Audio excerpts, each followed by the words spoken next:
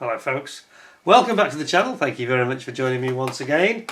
You're always most welcome. Well, today just a few thoughts on the Telford slideshow I did there, just running in the background. Thought I'd give you a few thoughts about some things that were seen and discussed at Telford and some of the people I met and all that kind of thing. Just a quick overview really. And welcome back to this slideshow because there's one or two things that I want to prompt myself that are on there. But yeah, so I went on Saturday and Sunday this year, which is unusual. I usually do one day or the other.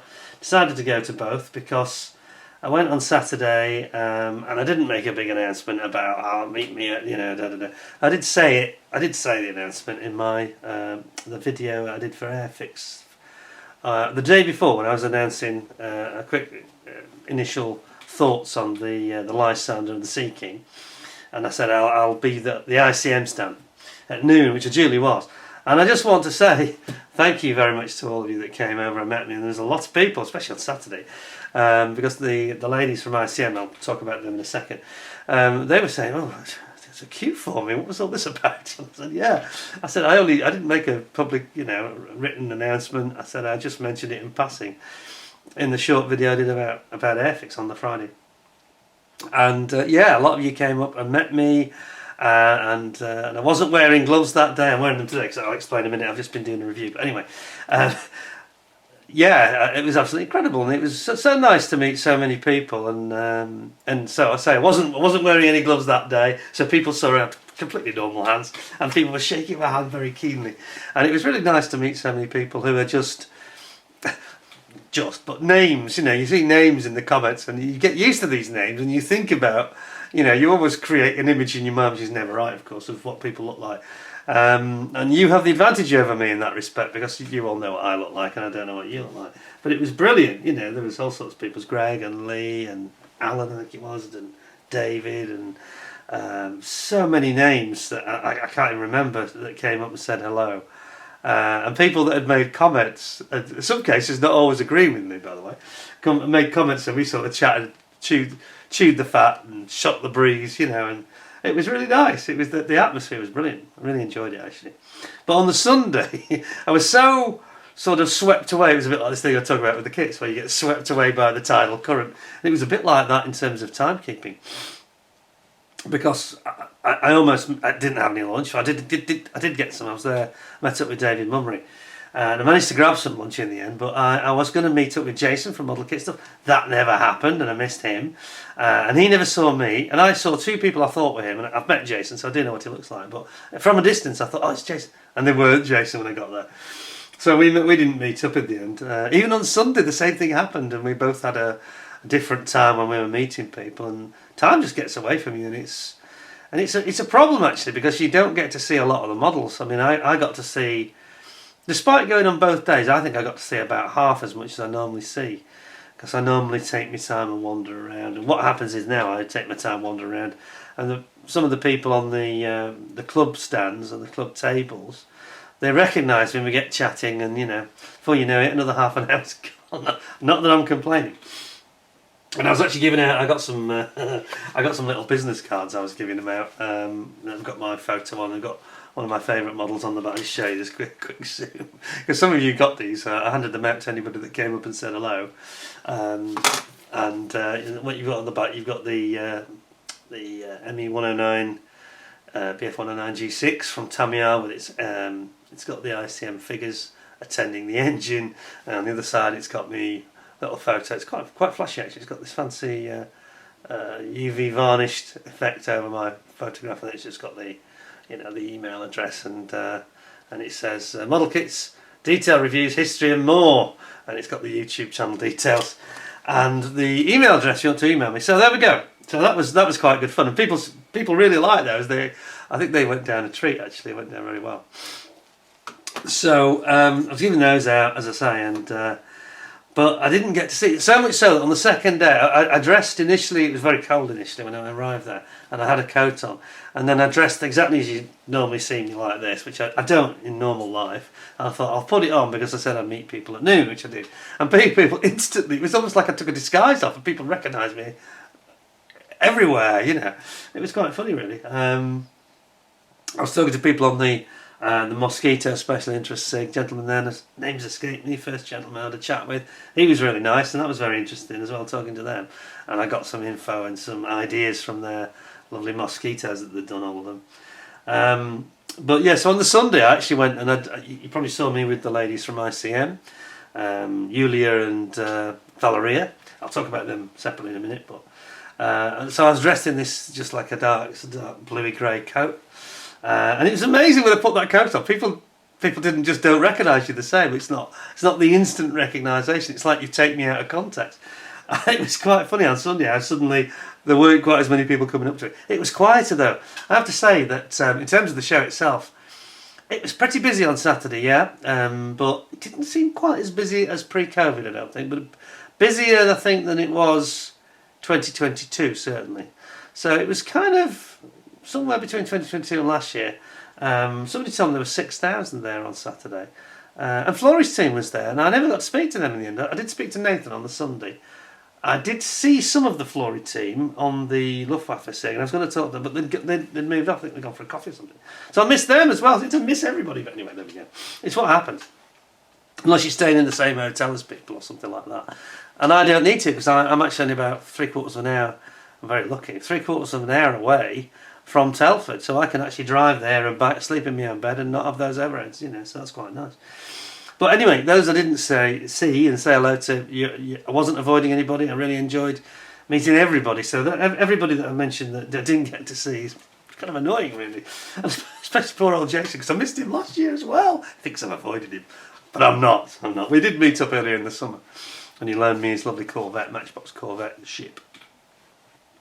But anyway, we might be getting together. We might be doing something maybe on YouTube, but certainly probably going to get together for a coffee or something before Christmas. One way or another, we'll get together, I think, because it's kind of bizarre. But all these people doing their own thing, and it's very easy to miss each other, especially when it's so busy as it was on Saturday. So anyway, there we go. So just in terms of some companies I want to talk about that I met there that I've not ever mentioned before, which I think you might find interesting, and one or two things that in terms of experiences of talking to people that were very interesting. And top of those would be, I mentioned ICM, and I'll just go back to my my picture here, which was taken on Sunday. Actually, you can tell by my attire that it was taken on Sunday. There we go. So that's with, if I go to the end one, there's a bit of a closer shot. It's on the ICM stand. Now, I say stand, it was actually, sorry about this, just flicking through to get to the end. I could do it the easy way, I suppose. There's quite a lot of Airfix pictures there, quite a big stand. Let's just go, we'll leave it at that, it's fine. So, I'll zoom in. So here you've got, this is just after we had the 3-minute silence for Remembrance Day, so it seemed very appropriate that I would go and talk to them just after that and have a long chat. We had a long chat on Saturday about product, but on Sunday we talked about, I wanted to sort of, especially given the atmosphere, having just had the 3-minute silence, it seemed appropriate to have a talk to them about the situation that they're in, and without going into too many details, and I won't say anything that would, by the way, in any way compromise them. So you've got Valeriia, the managing director, is standing next to me, and Yulia, I think he's sales and marketing manager or something similar, sales and marketing. Both fantastically professional ladies, and yeah, they've got their stand there. Now it wasn't the sort of stand that you'd expect from, you know, an Airfix or a Vel or something manufacturer like that, because these people just have enough of a challenge just to get out of the country. So much so, in fact, that Valeriia was saying her father, who of course set up ICM in the late 80s, 90s, he was going to come along as well to support them. And unfortunately, put in all the paperwork to leave the country because he's a male. That's not allowed at the moment for obvious reasons. They need all the manpower they can get, and he put in all the correct paperwork, and disappointingly for all concerned, the very last minute he was refused a visa to leave and come to the show, which is a bit of a shame. And yeah, I think she was a bit disappointed, and it's just one of those things, I suppose. But some of the things that they talked about, things that, you know, just we don't suffer in everyday life in the West really normally. And she was talking about her grandparents and the fact that they like to sing and they're in this choral society, and she was trying to several grandparents that she's got, that she was trying to get recordings of them talking to them and get memories from, you know, from things like the last war and when they were children and things like this.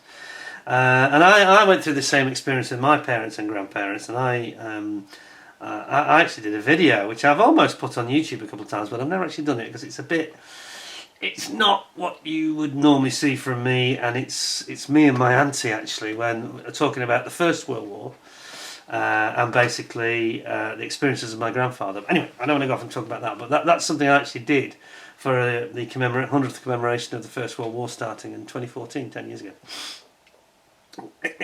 One of these days I should really put that on YouTube, but it's not a slick video, it's a very rough cut, and it was then later edited, but I've got the original uncut version. It's an hour, me and my auntie talking about the First World War. She talks about her dad and how it impacted his life, and I talk about where he was going from his diary, from his war diary, what he was doing, where he was going, and what was happening in the war at that time, things like that.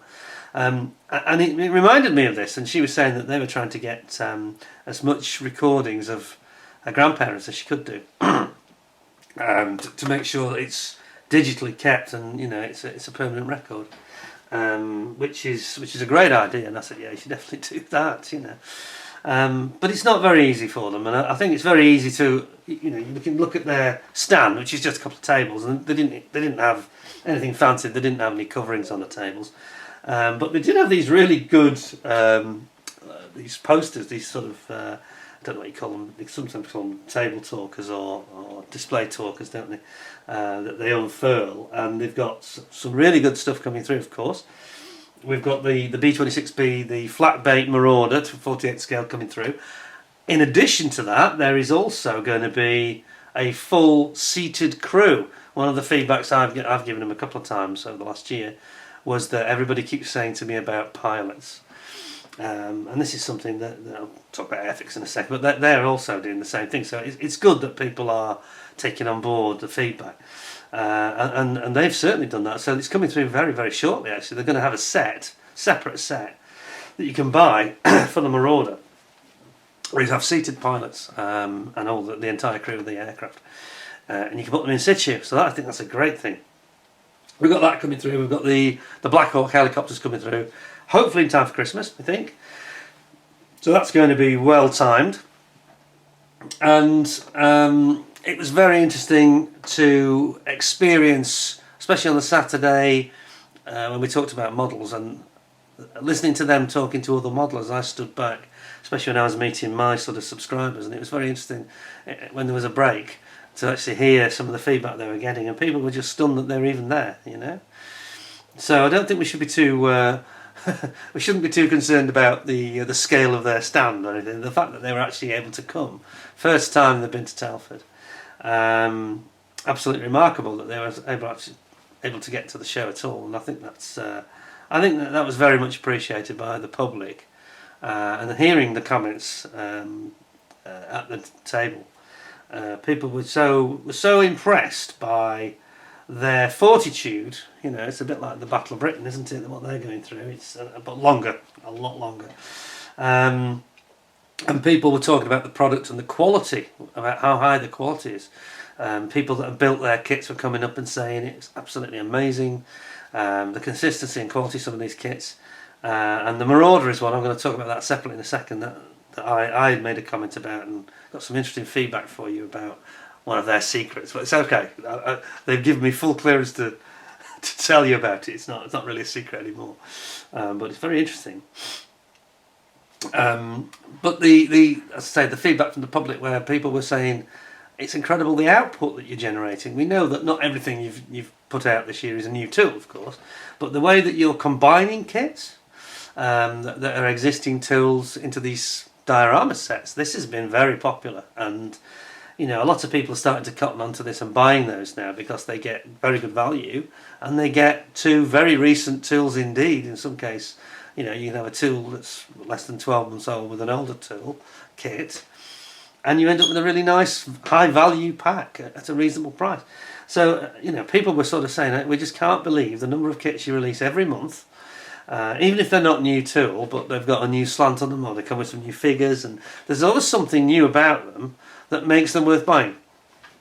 And this was very well received, and I know that Valeriia, hearing them talking to the customers, it was really good experience, and it was nice to hear so much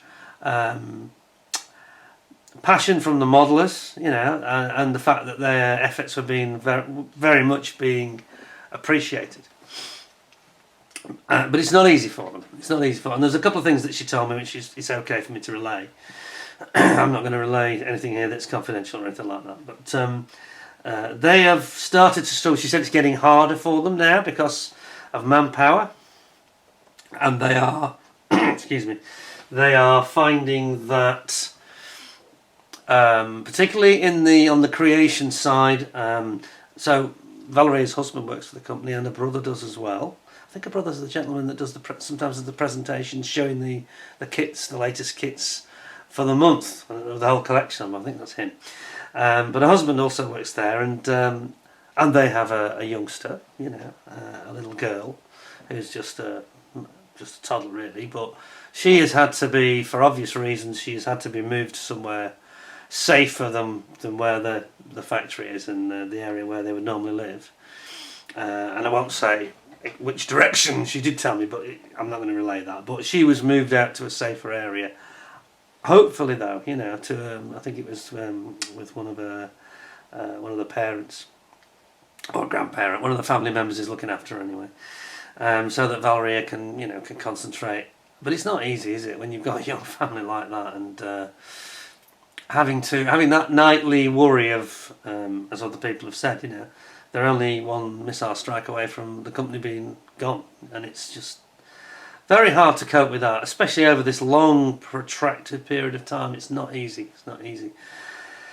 So you've got a lot of stress on the individuals that are actually working there, and an uncertain outcome. She also told me that in terms of the sort of the mood in Ukraine at the moment, that there's a lot of war weariness, which you can understand, especially as it grinds on. You know, it's a bit like sort of we had in World War II, but we had a blitz that wasn't that long, and this is an ongoing blitz really, and that must be very, very wearing, because we know from accounts that we had in the UK that was jangling people's nerves, and that was for, you know, sort of 6 to 12 months. From autumn of 1940 until late 41, early 42, more than 12 months. But this is now well beyond that. You know, we're now 2.5 years, and it must be incredibly stressful. But anyway, in practical terms, one of the things that she said was very difficult for them was their machinists that actually do the machining of the tooling. They've got 3 guys who are older, as she put it, very, very skilled, experienced people, and a big factor in their success, you could say. And these three guys have had to go. They've been called up. So that makes it super difficult for them. So they're probably, she thought that there would be maybe a slight slowing down of the pace of new products, and there are going to be some delays. So I can tell you that the 72nd scale Sikorsky CH-54 TIE, the Sky Crane, but in 72nd scale, that was due to come out at the end of this year. Beg your pardon. It was due to come out in 2025 without a specific time given. That's going to be 2026 now, she says. So, yeah, it's impacting them. It's impacting them. So they can be forgiven, I think, for maybe not having tablecloth. Somebody criticised my hair, and I thought that was ridiculous, really, given what they're going through. And when you actually understand what they're going through in a bit more detail, you realise that that's not a fair criticism at all. And I was delighted that they were even there. A miracle to me that they could actually be there. And it was great to see them.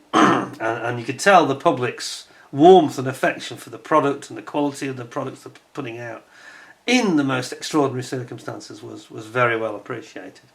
So please bear that in mind when you're judging ICM. or anybody else in the Ukraine. You know, the other guys like Models Fit and there's so many others. A Model, there's a list, isn't there, that goes on. Some amazing companies that are producing things in the most challenging circumstances you can imagine for a manufacturer. And being in Kyiv is, makes it super difficult. So there we go. It was quite sobering to hear some of this stuff, and the fact that I say there's this war weariness is creeping in, and there's going to be probably more conscription, and it's not getting better really. Maybe now there's a change in America. In the last few days, there's been all sorts of things have been announced, which may have an impact. Hopefully, a positive one. But we just hope for everybody's sake over there, ICM especially, but everybody else too, that this thing comes to an end as soon as possible. Really, so I think that everybody wants to see it over. It's not good for the world. It's not good for the world. It's awful if you're in the middle of it, you know. And then just on the day that I was there was a missile attack on Odessa, and there's been more over the weekend. I'm recording this about 8-9 days later, and you know there's been more of it, and it's heartbreaking, isn't it? Really. But anyway, there we go. Now I'll move on to the more positive elements. Some of the things that really made me chuckle. There was an American gentleman there, and I'm sorry I can't remember his name. He was from one of the big IPMS groups in the States, and he'd met Valeriia before when I think she went over to one of the American shows, and we had a really good chat about lots of things connected with this. But one of the things that she was telling us, I said, I've got a really burning question. She said, yeah, what is it? And I said, well, it's about your clear parts. I said, because I do a lot of these reviews, so I see a lot of product from various companies. I said, and I genuinely feel that those clear parts in that Marauder are as good as anything I've ever seen, really. Especially given when you think about the design of it, this glass house bubble nose it's got, and it seemed to be just perfection in the examples I've seen. And I said, I'm curious what the secret is, if you can tell me, you know. And she said, yeah, I could tell you. She says, it's not a secret. She said, I think I can sort of tell you this because I don't think our competitors will easily replicate it. And she told me, basically, and both me and this gentleman, the American guy, I should have remembered his name, I should have written it down, sorry. I do apologise if he's watching. Because he was very interested and he was very entertaining, and he had a lot of knowledge. And it was very useful to have somebody like that in the conversation with us. And he got the same impression I did, and she was saying, well, what we do, for those canopies, we have a young guy, he is young, but who's a bit of an artist and incredibly skilled, and he actually polishes those canopies, those parts for the canopy. They're polished by him with a type of bamboo stick. And me and this American chap are looking at each other thinking, what? You're kidding, right? What, every single one of them? She says, yes, every single one of them. He has this technique. And she said, but each kit, it takes a week. And then I said, but what, he polishes every single sprue? Because she had them then, I picked it up. Every single sprue is, but and she said, no, I mean the tool. So, okay. So basically what they do, they have this, it may be something that's local in Ukraine, I don't know, but they have this type of bamboo, and it lends itself to the polishing of clear polystyrene. And she said, yeah, it's the tooling, and they have a tooling system whereby I think it's basically like a sleeve. The actual final tool, it's not necessarily in one big block like they often are. It's like a sleeve, it's a bit like sleeves in the pistons of a car. Excuse me. Anyway, I don't want to give away all their trade secrets, obviously, I'm not going to do that. But and she said, well, we found this guy and he's just incredible. And it's not something you can just teach somebody to do. It's not something you can learn to do. He's got a gift. And he polishes takes a week, and he polished the Marauder tool in a week, and he got the most exceptional finish, and that is why ICM's clear parts are so good. So we were like, oh, okay. We thought we had visions of him taking everyone out of every box and polishing it. So anyway, it's just a bit of lost in translation between us, I think, misunderstanding. But fascinating stuff. Fascinating stuff. Now, one of the other things she mentioned, positive things, was that we talked about pilots, we talked about stands, and she's going to send me a set of stands. So we're going to get some stands in the next, probably around Christmas time, I think, or maybe after Christmas, because it's not a priority, obviously. But it's something we're going to talk about, because they do sell a separate set of stands. Now, interestingly, their design at ICM, which I might actually have. I have their catalogue here, so let me just I'll just show you, because I'm pretty sure it is in the catalogue. If I can find it. It's near the front. Just spare me a second. So what she's going to do, she said, well, you can buy them a bit like Airfix. You can buy them as a separate item. And she said the thing is, as Airfix and Reval and others have said, if you provide them in the kit, about half or maybe more won't use the stand, so it increases the cost of the kit. Okay, I mean, for me, I want a stand, but if the stand is good enough quality to actually use it, then that would be, that would be sufficient. Why can't I find it? I thought it was in the catalogue. I'm sure it was. I thought she showed me in here. I'm struggling to find it. Anyway, I'll tell you what they're like. Any of you that have built the Airfix Concorde, the 72nd scale kit, which is a big old beast, not the best kit, but if you think of the stand, it comes with a really good stand, in fairness. I can't find them. I don't think they put them in the latest catalogue. Anyway, my apologies. But it comes with this rather uniquely shaped stand, which is a bit different to what they've done before. And it's actually very similar in look to that, but scaled down to a smaller size as 72nd and 48th. So, we'll be having a look at those in the near future, because I think people find that quite interesting. But it was really interesting to hear from them and to understand. Obviously, people are asking them, "What are you doing next? What are you doing next?" But as she explained, it's becoming more of an uphill battle, because more and more of their staff that are craftsmen, really, especially these gentlemen she talked about that do the tooling. One of the most critical elements of the whole process in manufacturing these models. Quite a critical job, and if they get called away to do national service, basically, then it's really difficult for them, and you can't learn or replicate that experience unless you subcontract, perhaps, and it's all going to cause delay. So I think going forward we'll see what happens, but I think it has to be said, and people, not just me, but lots of other people were saying to them, congratulations, this is quite an astonishing performance for a company under those conditions. Nobody else comes close, really. Nobody else comes close, which is true. And to be able to, they get the other things right that I was moaning about. They get the history right. They get the bit of detail about the subject matter. They make all that effort. They get an occasional spelling wrong. It's not the end of the world. It's better than not having it at all, which is what we get from some of the Far Eastern manufacturers. So they were very impressive, and whether they had a very sort of conservative, modest table. I think they even borrowed some kits from Hannets, and one or two of the model makers I know came over and put some of their ICM kits out as finished kits to display. I would have taken mine if I'd have known, actually.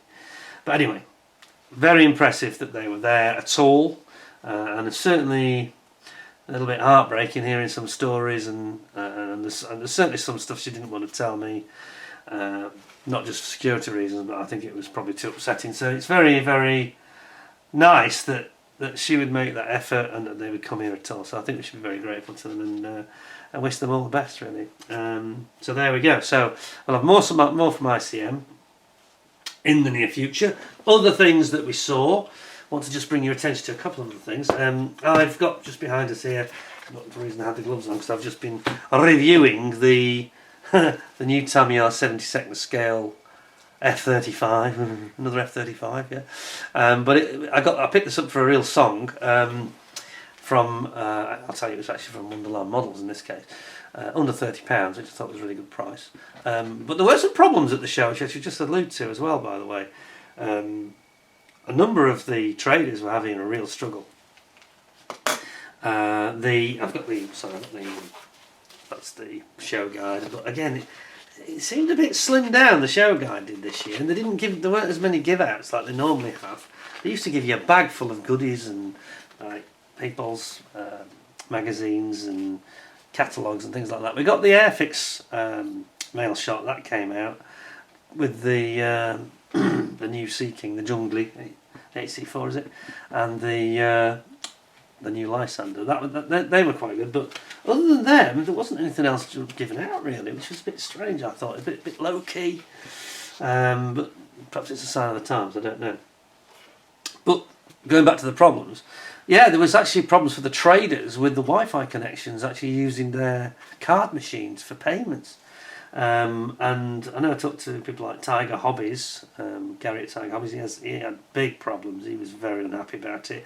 And when I was at Wonderland, I was buying this, and it was happening right there in front of me. And the guy said, "Is it cash, Governor?" And I said, "Oh, as a matter of fact, it is, because I got a flipping great wad of cash, like Harry Enfield, you know. Show us your money, loads of money." And it's a good job I did, because the poor gentleman in front of me who was buying a much bigger kit, I can't think what it was something pretty huge actually, I think it was about £90, and they were saying to him, "Can you just go to the cash machine?" And he said, and here's the thing that made it really worse than ever, because they have had problems there before at the Telford Centre. I quite liked the venue, and I thought the parking was quite decent, but it's not the first year that I've been to a trader and they've said, "Oh, the machine's not working," you know, so they haven't got it well sorted. And I am told that O2 users and Vodafone users were having particular problems. And if you're on EE, it seemed to be okay, but I say Wonderland, no fault of theirs at all. They seem to struggle, and the gentleman in front of me, he was told, "Can you just go to the Telford Centre?" And he thought they meant in the foyer. And of course, this is the story really. Telford have removed the cash machines from the building for whatever reason. I can't imagine, apart from fees or something. I don't know. But that's all well and good. But you need to make sure that your Wi-Fi system is working to support all those traders on different, different mediums. And it wasn't. It was not working. One of the retailers said he lost £6,000 on the first day, and probably, don't know, maybe something similar on the second day, because they're having trouble again. And the gentleman in front of me at Wonderland, and I say it's no fault of the traders, they must have been furious. It was crazy. And he was told, no, and he said, "Oh, it's just in the foyer." And he said, "No, I mean Telford Centre, as in the town." So whether it's not fair on the trader or the customer, is it? Because I don't know whether the customer did go back and whether he did walk all the way up to town to get some cash, but come on, that's not good, is it, really? Anyway, I feel very sorry for everybody there. People got a bargain in front of them, they couldn't access it because they didn't have the cash. But I was lucky because I went prepared, because I've had that experience before. Anyway, so we'll be seeing a review on that. Something I do want to talk about today, a few things around me here. Just a quick one. Now, this wasn't actually from Telford, so I'm sort of interjecting this, but it's very quick, so I won't take up much of your time. This is PJM Bespoke Models, who do these very interesting little resin kits, armour kit, as you can see, and it's the Scorpion. They also do the Scimitar, the FE101 CVRT, and actually this just arrived a day or two before Telford, and my good friend David obtained this for me and gave it to me at the show. So I did get it at the show, but not from the actual hall. What they are, fairly straightforward, I've got to say. There's not much to them, but they're really quite nice. And they're suitable for both modelers and gamers as well. As you can see, it's only got, I think it's got 6 parts, is it? 1, 2, 3, 4, 5 parts. It's got a hull. So a separate part for that. It's got basically a hull, a turret, a barrel, which is metal, which is quite cool. And then it's got the 2 tracks and wheels all as one part. So it's fairly straightforward stuff.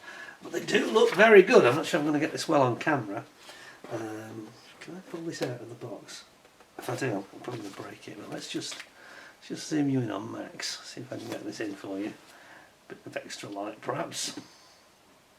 There we go. Now then, if I can just put that over at an angle so you can see it a bit better. You see? There we go. Now, you can see this is 3D printed, of course, resin. But aren't they nice? They're really very, very impressive little Scorpion. I do like the Scorpion. It's even got its mirrors already mounted in position as part of the 3D as part of the 3D print, which is remarkable, really. So yeah, yet another example of an interesting little 3D printed kit.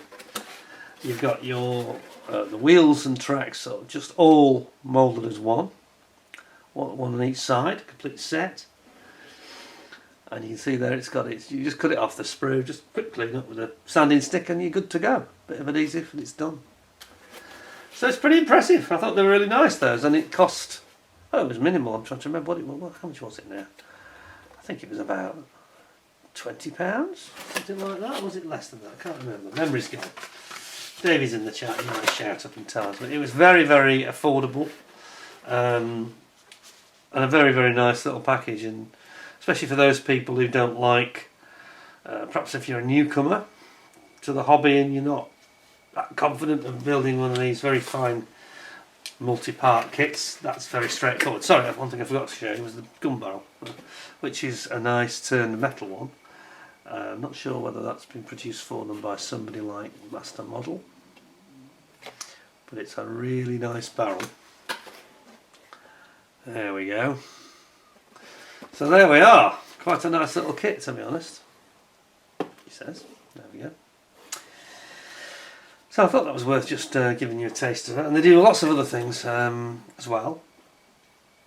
So that is PJM Models. Look them up on their website. Definitely worth a little look. And then I'm going to talk about a few other companies as well. I obtained myself, this is old news I'm afraid really, isn't it? I obtained myself some long overdue adhesive holder. This one is the Ultimate Model one. But many others are available, 3D printed of course, and you know, absolutely brilliant for putting your a good fit, nice and tight, so that they don't fall out and you don't spill the thing, as we've all done at some point in our lives, I'm sure, to great detriment, especially if it goes over the model. Other things included that caught my eye: the de Havilland Aircraft Museum, who had predictably had a bit of a promo amongst the Mosquito Special Interest Group, and they've now got the Mosquito prototype as under restoration, and that's looking really fine, I've got to say. Now this museum is near London, on the way to London. It's just off the M25, and it is just near not far from the South Mims services. So it's actually junction 22 you're looking for on the M25, and it's open all year. It's not open on a Monday though, so it's open every day apart from Monday. And yeah, it's basically got Mosquitoes, it's got some of the early jet age aircraft, you've got airliners, and they have, I'll just show you the map, it's quite worth having a look at this actually. Zoom you in. There we go, there's the site. So you can see they've actually got 3 Mosquitoes in various, they call it the Walter Goldsmith hangar. I think Walter Goldsmith was one of their de Havilland. He was the director that set it up originally, but anyway. And then they got the Amy Johnson hangar, a big car park, and it's had a bit of a revamp. Now it's not that huge, but it is worth seeing. It's just up the road from at Salisbury Hall, which of course where de Havilland were based, building their wooden Mosquitoes out of the back, and this site is now where the factory was, of course. But it's much reduced in size. But it's definitely worth a visit if you're in that area. If you're ever passing the South Mims services on the M25, you will enjoy the visit there. And those Mosquitoes are definitely worth seeing. Absolutely. So that was that one. I'm going to talk about GodHand in a moment. I've got a couple of products from them, which we'll do those now in fact. GodHand. Now I'd already got my GodHand cutters, nippers, and these are a single blade nipper, side nipper some people call them. They're absolutely beautiful Japanese finest steel, although you must treat them with respect, because you mustn't go chopping. Spoke to their Japanese gentleman who was the sales, I think he was the marketing director, he may have been the managing director, I don't know, but he was a very nice chap and very helpful, and asked him a few questions, and he was saying do not cut anything thicker than 1mm with these. These are really aimed at the fine stuff. Avoid clear... sorry, when I say 1mm, I've slightly misled you there.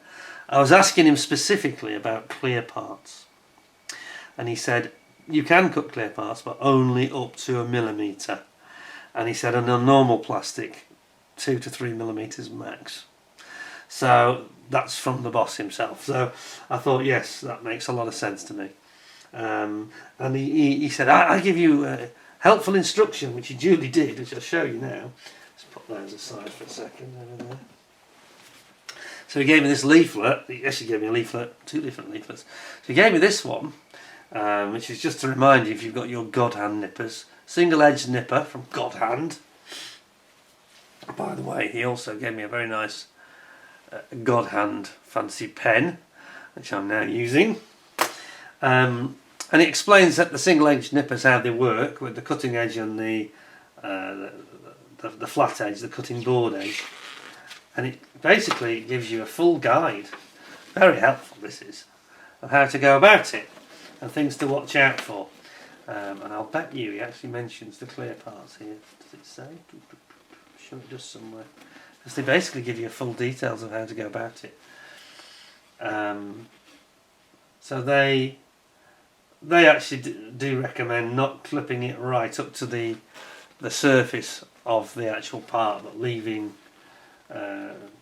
merits of finishing the gate smoothly, telling you to just sand it down. But these do give such a good edge that this is what's encouraged me to go in closer, really. I'm not saying everybody else should do that, it's personal preference. But that is a very handy little guide, and it gives you all the data here about the design and how you adjust it, how to set the actual cutting distance in terms of the gap. Really helpful, very, very helpful indeed. And then it shows you on the back some colour photographs of it actually in action. If only the other manufacturers did something like this. I was quite pleased to get this. I'm surprised it doesn't come with the actual, when you buy them. I think that would be quite a good thing. So that's that. Then they gave me their product guide, sort of a brochure. There's various sanders, they do brushes, they do bending pliers and all sorts of things. And again, it's showing you like a shortened version of this cutting tutorial for the single nippers. And it shows very clearly here, and this is worth seeing, it shows very clearly the difference between a normal set of nippers with a twin blade and how you end up with this crushed section in the middle, and then how it looks when you use their product with a clean cut straight through. So they basically give you a full guide of the product range here. All the different nippers and pliers that they offer, which is definitely worth having. And then they're fantastic sanding sticks, stroke polishing sticks. More of that in a minute. And then it just shows the huge amount of different products that they've got here. They've got all sorts of things. They've got files and big fold-out sheet. Files, mini vise, pin vise, drill bits. They've got quite a traditional pin vise for drilling, and then it's got all the different types of bits that you can buy. Scribing tools, the Regal needle, and different types of drill blades to create different types of holes. You can see that there. And then, whoops, so huge, it's really hard to handle. And then the different bit blades for rescribing. And then you get into brushes and advice about how to use your different brushes, the different types that are available. And chipping brushes, special chipping brushes. They do everything. There's a lot more products than I realised. Just wish we had a distributor here in the UK. I don't think we have. I said that. I'll come back to that point in a minute. That was what I thought. And then you've got all these various brushes that they're offering, of course. And then we get into the different thicknesses of their sanding sticks, and polishing sticks, which are very impressive. And then finally the really specialist stuff, special different types of cutters for cutting thicker sprue. And they even have head-mounted magnifiers and all sorts of things. Don't imagine these are cheap though. I don't think that's going to be the most cut price alternative, but they do make a very good quality product, these guys. It is probably the best single blade nipper. You've just got to be aware that you've got to treat it with kid gloves because it's a bit delicate. Now, I said I didn't think that they had a distributor. What I didn't realise when I was talking to them, they were actually sharing their stand. They were actually sharing it, GodHand, with what is one of my local model shops. Now the others have all shut, which is E-Models in Stoke. So, yeah, congratulations to E-Models. I've got to say that was great. If I'd have realised, I didn't know this until actually I got home and actually saw this card. I didn't get a chance to read it. It was in my. But they've got some fancy spot UV varnish here as well, like my car. But yeah, it's a local. So they have got a local distributor here in the UK. It's on the back of their card, so that is very good news. So if you're interested in these products, I would suggest you get in touch with E-Models in Stoke. sales@emodels.co.uk. So that's very, very good news indeed. Right, so some of the products that I actually bought them, I did spend some money. I was very good this year actually. I was very controlled. But as we're on GodHand, we'll have a look at them. So I bought this really nice pack, mixed set of the 2mm sanding sponges. Well, they're sanding sticks really, but they're basically a sponge type style.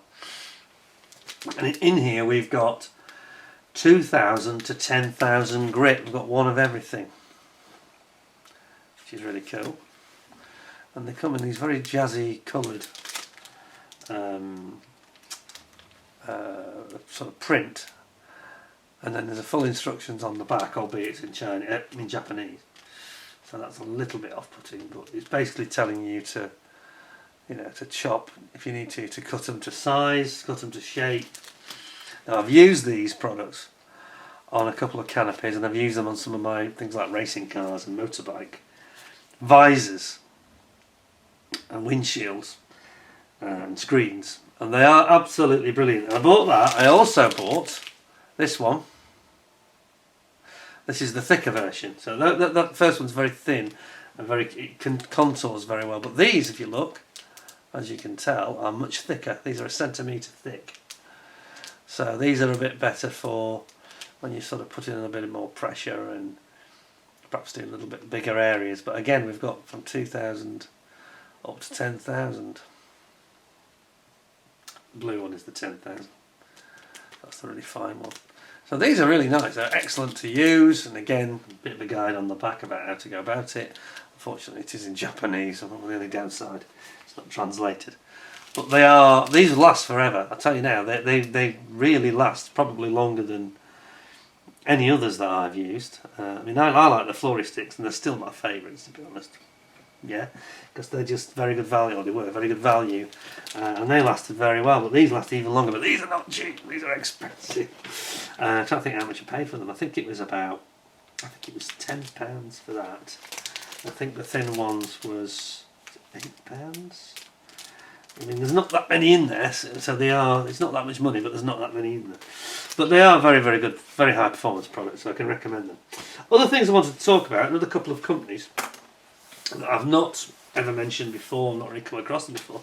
And I'll show you for the first one, I'm going to show you a couple of pictures that I took in that slideshow, which are just worth us seeing. And they are, if I can find them, here. So what we have here, this is from a company called the Dorset Printman. I did say to them, I was so impressed, I would give you a plug.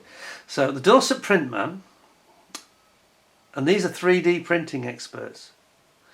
And what they're doing, they're a specialty here, where they are producing, so I'll just kill that light, they are producing some beautiful ship models, naval warships, fleet auxiliary ships, aircraft carriers. So here we've got the Queen Elizabeth carrier, complete with F-35 aircraft as well. And here, this has all been painted up beautifully. This is the Ark Royal. Now look at this. You've got your Buccaneers on the catapult here, about to take off. You've got your Westland Sea Kings, and you've also got Phantoms. Yeah, there are Phantoms as well. There's a Phantom here, over here. Phantom. Zoom back ever so slightly. Buccaneers, Phantoms, Sea Kings. It's all here. Absolutely stunning. I mean, I don't know who painted this for, but this is not big. I mean, this is only about, it's about a foot long, I think, the full model. So it's not huge. So I'm thinking that's probably 700th scale, would I be right? Or is it 1200th? I'm not an expert. Those ship models amongst you will recognise this scale, I'm sure. And they also did models at various scales of the aircraft as well. So they had Phantoms and Buccaneers in particular. I don't know if we had any more of those. No, I didn't have any more pictures. I took just the two. But yeah, quite impressive. And they've got everything. They had, you name it. They had Type 42 destroyers, and I think they had one or two of the older World War II ships as well. They had Hermes, and they didn't have Invincible, because I said, what? No Invincible, because of course my father worked on Invincible, so I always get upset if it's not there. And they said, oh no, but people keep asking us, so we're going to do that, because they've got the design, you know, no problem.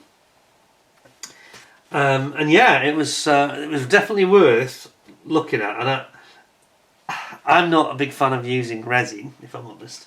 I mean, I know I'm just showing that scorpion, but that doesn't require much glue at all. It's very straightforward. But resin models are not my first love because of having to use CA super glue. But I'm not typical, so don't be put off by that.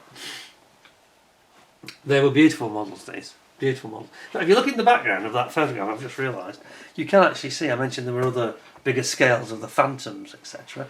If you look very carefully, you'll actually see that. There's a couple of Phantoms there. See that? There they are, at the back. And they're in 144 scale, those are. They also do a 1200 scale version. And those are the two differences. They did the same with the Harrier GR1, you can just about make out there. And the Sea Harrier, etc., etc. So they had everything really. You know, if you're into your ships, I know that mentioned earlier Jason at Model Kit Stuff. He's a ship modeler and does a lot of maritime stuff. Right up his alley, really. I would have thought that. Anyway, see what he thinks of. Maybe he saw them as well. Very interesting products. And then finally, in terms of the different products I saw, they're, you know, something a little bit off the wall. You may recall I had a video out about displaying your models and display cases and cabinets and all that kind of thing. Well, I met these people, lovely couple from Yorkshire, Barnsley in fact they're based in, and they were right up my street in terms of what I was asking for. You may recall I was bemoaning the lack of companies that were doing cases, although you can buy the trumpeter ones. I always found they weren't quite the right size, but this company will make them to order. So they're using acrylic, and they have usually with an acrylic base. Sometimes they have different materials, but everything can be done bespoke. So all you've got to do is give them a call, and here's their details: visualimpact.org.uk, and they were just a huge variety of these different cases and display boxes that they had, and they had all manner of things in them. They had race cars, and they had, you know, helicopters with the blades folded, helicopters that didn't have the blades folded. These guys will make you anything up to 2 meters square, I think he said, which is massive, massive. 2 meters square, that's like this table square, that's massive. So I was very impressed by them, and the quality looked very high, very, very high. And he was quoting, you know, various prices, and I don't want to quote prices on their behalf, but they were very reasonable. I thought they were very reasonable. And it's critical if you've got a supermodel that you don't want to have it exposed to the dust, etc. And it's exactly what apparently they were at Telford last year, because I said I couldn't remember you last year, and he said yeah we were. We had a little tiny corner of one stand that they were partnering up with somebody else. He said, and we decided this year we'd do it properly on our own. And I said, well, I'll definitely mention it on YouTube because I was so impressed by what I saw. I should have taken some photos really, but they just had, they had tall cases, long cases, cases for ships, cases for motorbikes, cases for rockets, and you name it, they'll do anything really. It's all manufactured in-house. There's no minimum order, and they have short lead times, so they are definitely worth. And they'll even do bases, by the way, that are PVC or wood. So I'm keeping that because I know at some point I'm going to want one of their products, and I would urge you, those of you that are having this problem of dust and where to put your finest work, there's your answer. There's your answer. And especially if you've got a model that's an odd shape or dimension, strange size or whatever. Perfect. So there you go, a few thoughts from Telford. Other than that, of course, we had... I'll just show you a couple more slides because that will actually help to prompt me. We did have, of course, we had both Revell and Airfix with some interesting items. I've mentioned some of them already. We had the Jungle Seeking from Airfix, which I understand you'll be getting that hopefully by Christmas. Hopefully, but it depends on shipping. And that's a nice. That did look nice, I've got to say. And of course we had the. Just flicking through, I've gone the wrong way. Okay, and we had the Lysander. There's the Seeking. Yeah. That was that was nice. I quite like that. I didn't like the first one. I just didn't like the scheme. That's all. And then we got Lysander, and of course there was lots of examples of the Lysander. That one, and the thing that I particularly liked about this one. You know from my recent show about the kits we all want, it wasn't really on that list, but it was on the list from a lot of other people that responded, so fair dues, I think. But what was particularly welcome on this is these pilots. It's got the crew, and that they do look good. They've got these good old chaps, tally-ho old chap bomber jackets on, with the fleece. They look really excellent, so I was quite impressed, to be honest. There was another photo I think I had of it front on. That one? Did I have a close up? Yeah, there's the sprues, seeing in a bit. You've probably seen this already anyway. It's doing the rounds at the moment, isn't it? But yeah, it did look really nice, and very well executed. The models that were on display were well made, nicely finished and painted. And there we go, you can see your pilot there. No, it looked really good, and that's what we need more of that. The pilots it just raises it. It just lifts it up a bit. And then finally we had Revell, because we have our old friend Luke Slaney here, who used to work at Airfix. Now he's product manager at Revell, and he's doing lots of new ideas, and he actually produced this leaflet. So yeah, hats off to him. I was quite impressed with that. Talking about obviously they've got these two new kits coming out. We've got a Meteor. See if I can find it, because I think I've lost it in here for some reason. Where is it? Yeah, I meant to put it somewhere strange. I think it was on the first day. I've definitely got... There it is. We've got a Hunter and we've got a Meteor. So we've got the Meteor, this is in 32nd scale, both of them, which is quite welcome. And we've got the F8/FR9 Meteor on the way. And this does look rather special, I think. And nice to have a proper new tool coming out from Revell. So obviously Luke's influence is already shaping the future there, and he was explaining that change takes time. It's like a super tanker with a big company, obviously. You can't walk in and change it overnight, or even 12 months. It's going to take longer. But what you can do is introduce one or two new things to get people's interest. That is the Meteor's engine, which looks... yeah, pretty impressive. That's obviously a 3D printed one, but just to give you an idea of dimensions, it's going to be quite impressive. And it's got... they didn't actually have a finished sort of full kit, they just had the engine there. But you can see from the 3D renderings that it looks quite promising. And then also this new Hawker Hunter two-seater, the T7 and the T7A.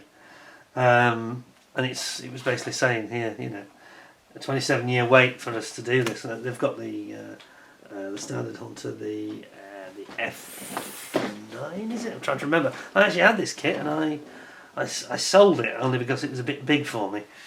At the time I didn't have a big cabinet, and I decided not to keep it. But everybody likes the single seater. It's one of their better kits, in fairness. And this is sure to be a little bit more up to date and a bit more developed, shall we say.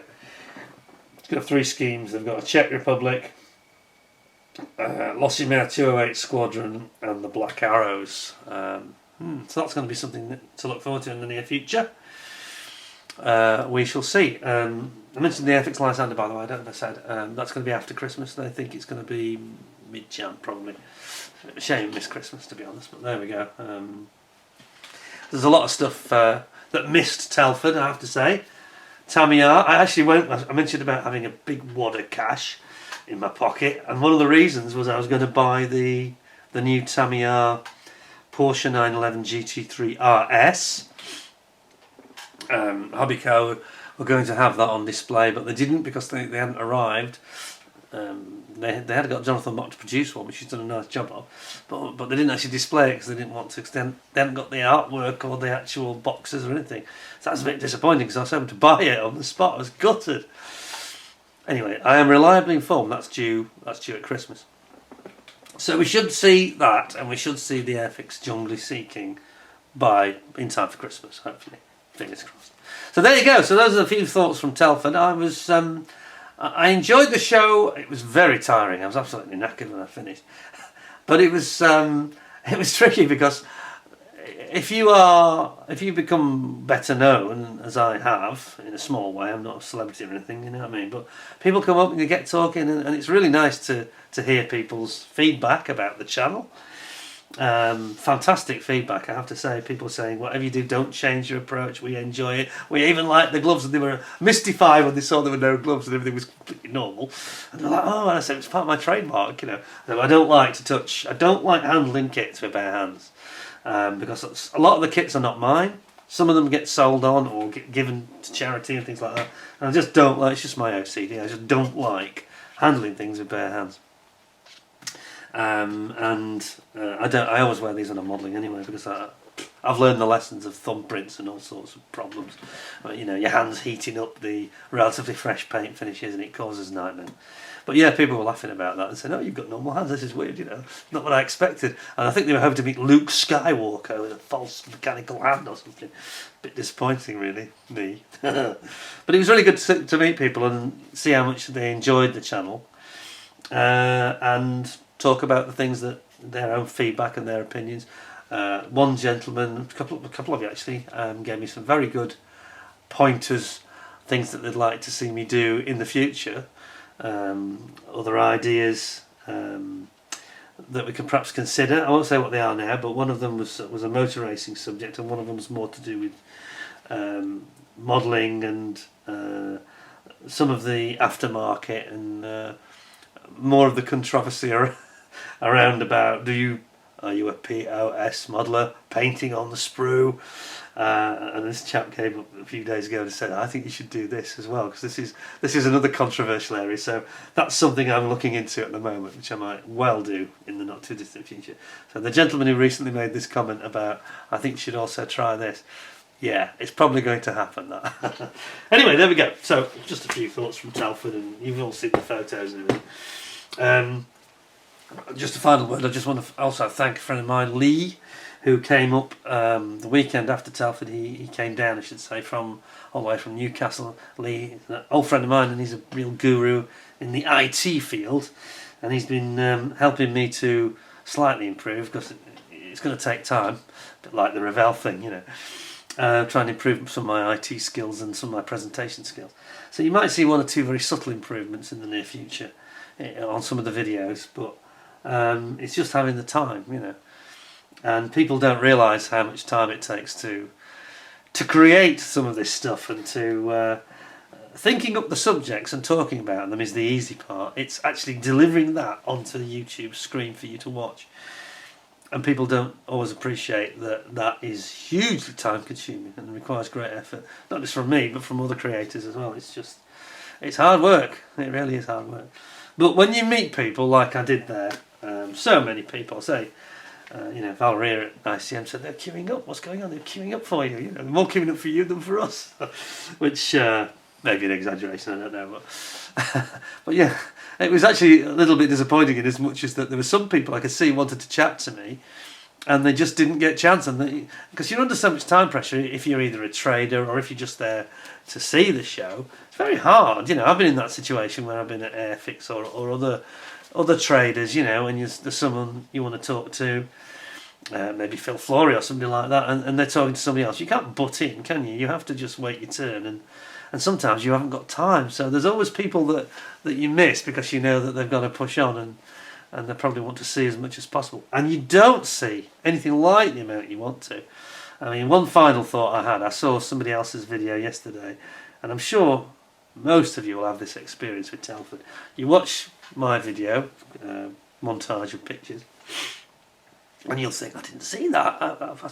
And I think the same when I look at other people's. There was one yesterday, I just can't believe I missed this. There was, it was the film and TV themed SIG, I think it was. And I didn't spot this, but there was the scene from The Spy Who Loved Me, James Bond 007, 1977 movie, where the Lotus Esprit submarine is about to emerge from the water. And this guy had done a scene of it, this huge diorama, with all the beach, and the holidaymakers on the beach with umbrellas and drinks.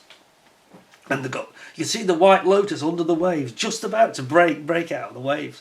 And he'd done a brilliant job. And I was cursing, I didn't see it. Never spotted it. Just one example, and it happens every year, and I see things and think, well, where was that? I never saw that. I don't know, it's never easy. I mean, the standards were very, very high.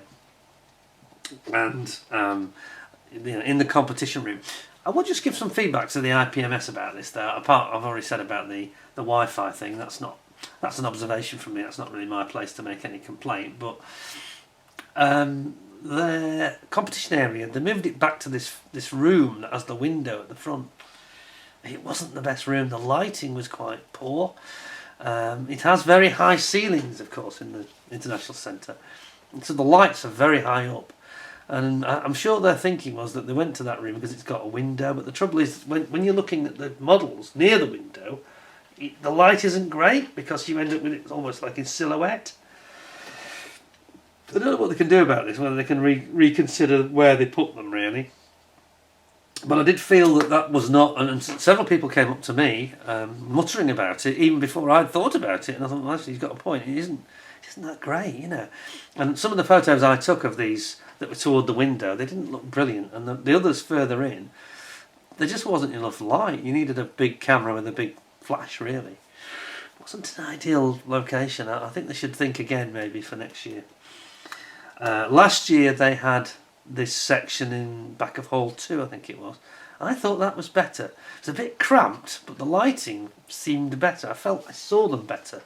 There wasn't this clash between natural and artificial light, Anyway, just my 5 cents, as they say. But the standard of those kits in that room was some exceptional work, So many exceptional works, like the diorama with the Messerschmitt 110, and I mean, naming them is a bit unfair because there's so many good ones, Astonishing work. And it's the old thing. The only thing I would say that depressed me, really, was that you walk in there and you think... one chap said to me, I've seen your work now. I didn't think you made many models because you do all these reviews, but I've seen it now when you showed your cabinets. You're a brilliant modeller. And I'm thinking, I'm a brilliant modeller. And then you walk into that competition room and you're destroyed because you look and you think, oh my god, no, I'm not a brilliant modeller at all. I'm just a beginner, really. And you see people's techniques, like I mentioned about this guy with the James Bond Lotus car and Esprit on the beach, and you're thinking, well, I don't know how to do ocean scenes and create a diorama like that. I wouldn't know where to start. And there are so many talented people out there. So many talented people, and with different talents, So, never believe your own hype or your own press, or even if other people think you're the best modeller in the world. You walk in there and you think, oh God, much to learn I have, as Yoda would say. It's incredible, don't it? And it's so nice to see people with that level of skill. You look at these models and I think, well, given how slow a modeler I am, I think this would take me years, you know. I was talking to one chap, was it the gentleman, I think it was the gentleman that did the Dakota in the workshop that was broken up in pieces and it was being worked on. And he said, oh yeah, I think he got an award for it. I can't remember whether he won or not, but he said, yeah, that took me nearly 6 months. And I thought, 6 months? That took me 6 years. Crazy. Absolutely. I thought that was quick. I thought, he did all that in 6 months. Well, I'm now, where am I? 11.3. It's taken me 9 months on that Mosquito, and I've just about got the crew painted. Not even got the cockpit finished yet. It's a bit silly, I know, but it doesn't matter. It doesn't matter, and that's the thing, you know. One chap said to me, he said, "Oh, I'll never manage your standard." And I said, oh, "Really? Have you seen the other standards here?" I said, "Don't worry about it. Don't worry about that. It just doesn't matter what standard you are, as long as you enjoy making models. That's all that matters for anybody, really." Anyway, I hope you thought that was interesting. Let's hope that next year Telford can perhaps iron out some of those glitches that they've had there. Nothing major, you know, but unless you're a trader, you know, people have got to be able to trade, and they do charge quite a lot of money for people to be exhibitors, you know. There is a duty of care on them to make sure that people can use their electronic equipment. That's something that should be checked, really. But anyway, I don't know. Everybody says it's like a Faraday cage because it's just a metal box. I have to say the air quality, it seems better, I thought, than since COVID. I felt that the air was better conditioned, that there was a freshness in the air. It wasn't as stuffy as it used to seem. So they must have made some improvements, but perhaps, I don't know if that's come at the expense of the Wi-Fi signal, who knows. Not an area for me to be concerned about, but I would just say, yeah, it seemed to cause a lot of issues over the weekend, so perhaps something they can look at for the future. Anyway, it was a very good show. Enjoyed it very much. Got to talk to a lot of people. Lots of people I missed as well, unfortunately, which always happens. So I hope I catch up with them some other time, perhaps. Jason especially, and one or two of the others. Who was the other chap I missed? He said he saw me. Was it John Best? Was it? 2 or 3 of you saw me. I was talking to somebody else, and they're too polite to butt in, you know. Always tap me on the shoulder and say hello. You're always very welcome. At least I can put a face to a name then, you know. Anyway, thanks for watching. Hope you thought it was interesting. Hope you enjoyed Telford if you went. If you weren't able to go, I hope you found my little talk about it and some of those photographs interesting. And there's so many good videos and photo montages out there of other people's work as well. And it's worth looking at.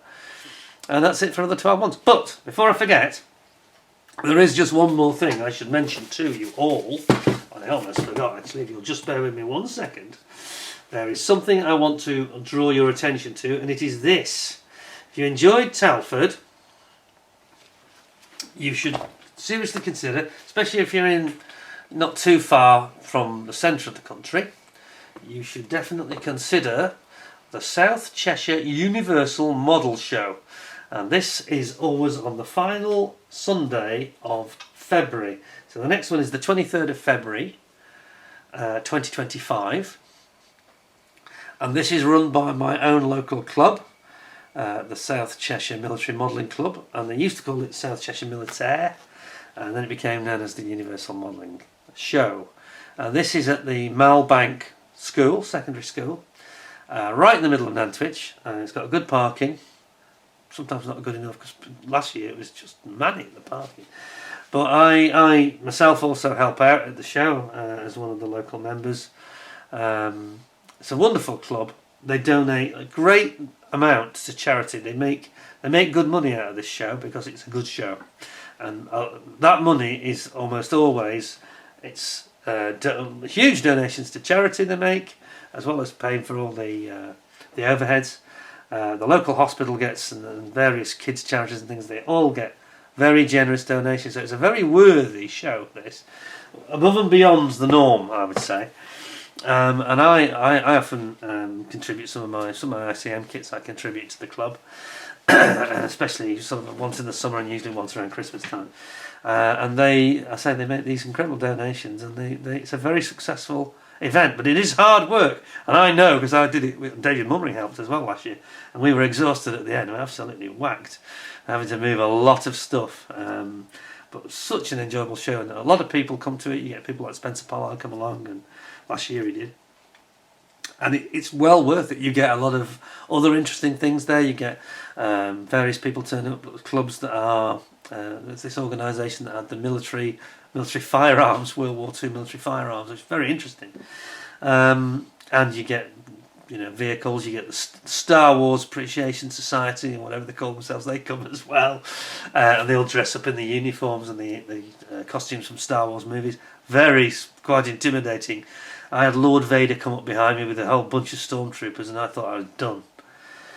So I didn't tell him he couldn't come in. That's for sure. Anyway, seriously, they charged. I think last year it was £4. I think it's going to be about £5 to get in. It's incredible value. And I don't think they charged. I think the parking is free, so it's a really good deal. That's a show. It's like a smaller version of Telford. It's like Telford, but in one hall.